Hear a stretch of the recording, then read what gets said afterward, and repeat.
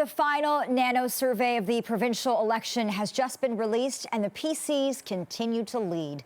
The PCs have 38.8% support, followed by the Liberals at 26.3%, the NDP with 24.7%, and the Green Party with 6.1%. When it comes to preferred premier, PC leader Doug Ford is the top choice with 36.9%, followed by NDP leader Andrea Horvath with 20.8% support.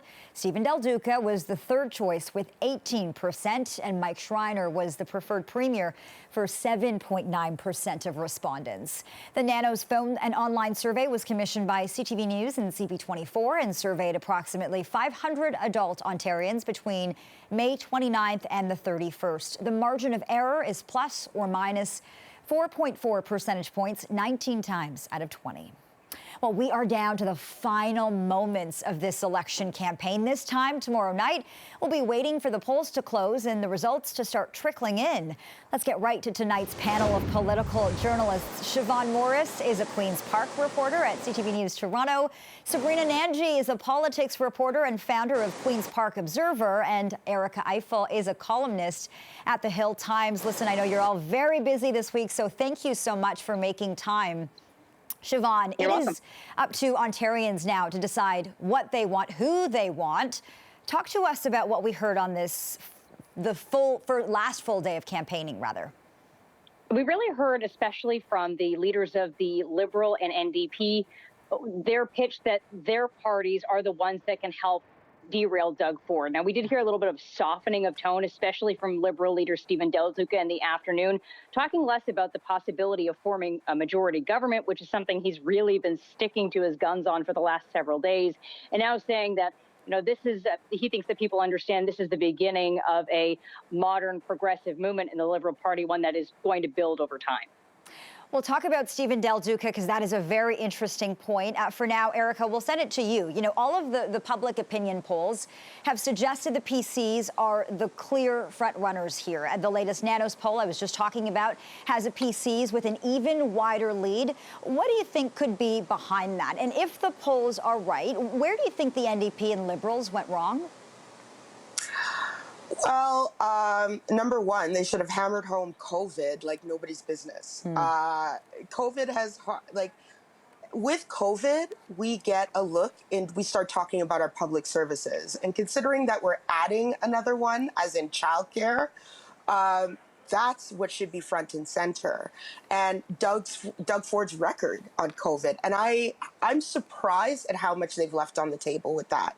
Second of all, I'm not sure Horvath, I feel, is at the end of her tenure.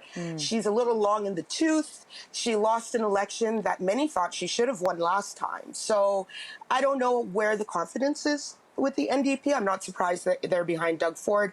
And Del Duca is not charismatic as a leader. And I'm really wondering what the calculus is there. Because he doesn't have the common touch. He doesn't know how to reach out to people and say, I understand where you're coming from, which is what Ford does so effortlessly. And at times when people are worried about affordability, worried about all sorts of things, you need somebody reassuring. Sabrina, are you surprised that the opposition really hasn't hammered Doug Ford on his track record, his government's handling of the pandemic, the long-term care crisis we saw in our province, the autism file? Your thoughts? Yeah, I think it's been a long 2 years, right? And everyone's kind of experiencing COVID fatigue. Certainly the public, I think, we were kind of glued to the news for the last 2 years. And so generally speaking, I think even the public is kind of over COVID and, restrictions are easing up. The weather is getting better. People are getting outdoors more. But of course, this is all playing into Doug Ford and the Conservatives' favor right now because it's a lot harder to hold him to account on his record. And of course, we know that the issue that is is top of mind for voters who are telling me, who are telling pollsters, is affordability and cost of living. And generally speaking, that's something that is more in the conservative brand. Ford performs very well on affordability issues. And so he's also kind of this bull in the China shop politician, right? That he sort of sucks all the air out of the room and forces his opponents to kind of, maybe play a defense a little bit more and respond to him. But we are hearing, a little bit of a change in tone, especially from Andrea Horvath and the NDP. They've been talking a lot about healthcare, which is another major issue, but it doesn't really seem to be gaining traction. And of course, over the last 2 years during the pandemic, the opposition parties had a hard time getting their message out there and getting it to stick. And we're seeing that, trail into the campaign as well. Siobhan, Doug Ford, he hasn't taken a lot of questions from reporters on the campaign trail. I'm sure you've noticed, and he's been criticized for that. He didn't take any questions yesterday, not expected to take any at a rally tonight.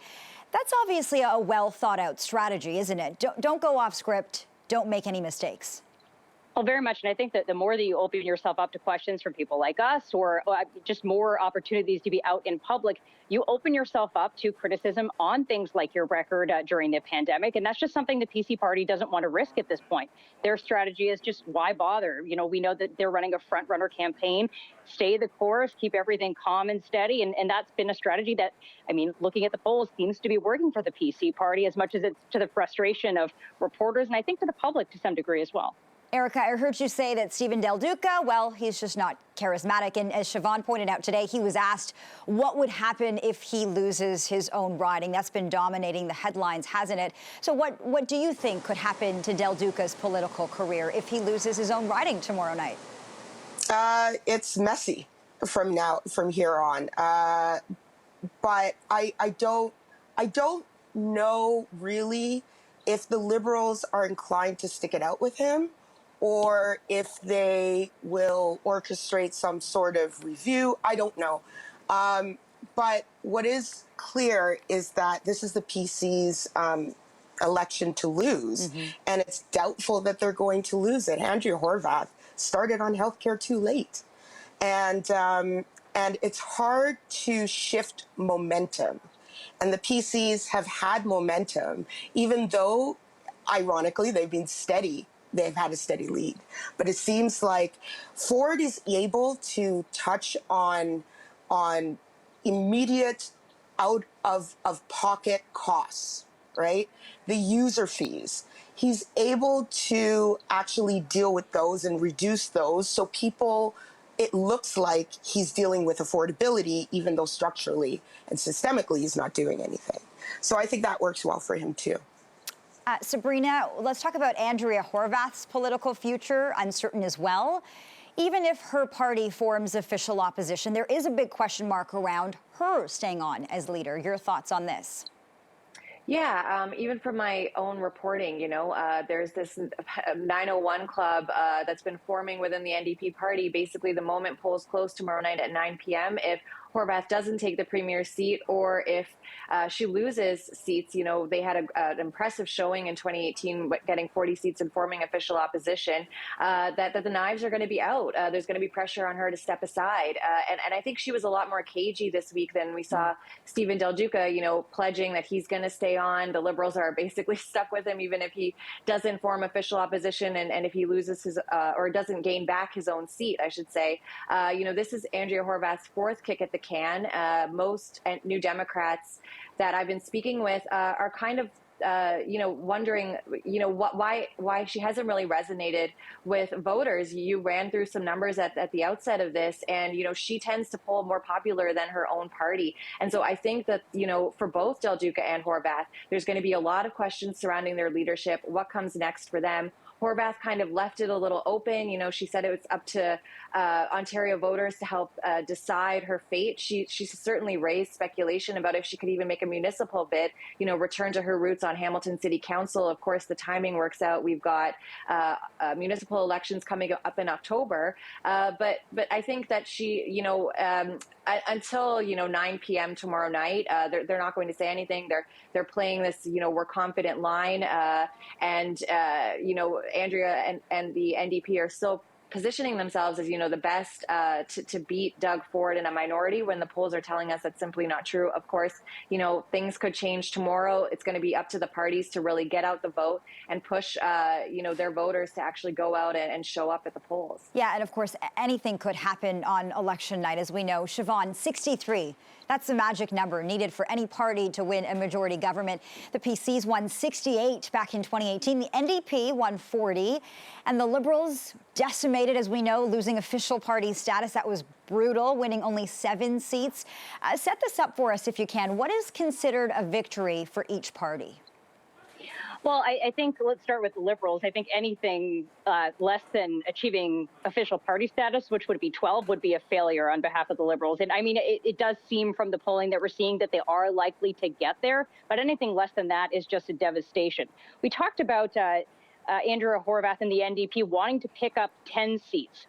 I don't think that they're going to be able to do that. It seems likely, given that we're dealing with a much different election than we saw in 2018, that they're going to lose seats as opposed to add to their total of 40 from 2018. And the PCs are hoping to get in the neighborhood of 70, maybe 80 seats to make a much bigger majority than they earned in 2018. Okay, well, I know you'll all be watching tomorrow night. Thanks so much for making time for us. Siobhan Morris, Sabrina, Nanji, and Erica Ifill. Have a great night.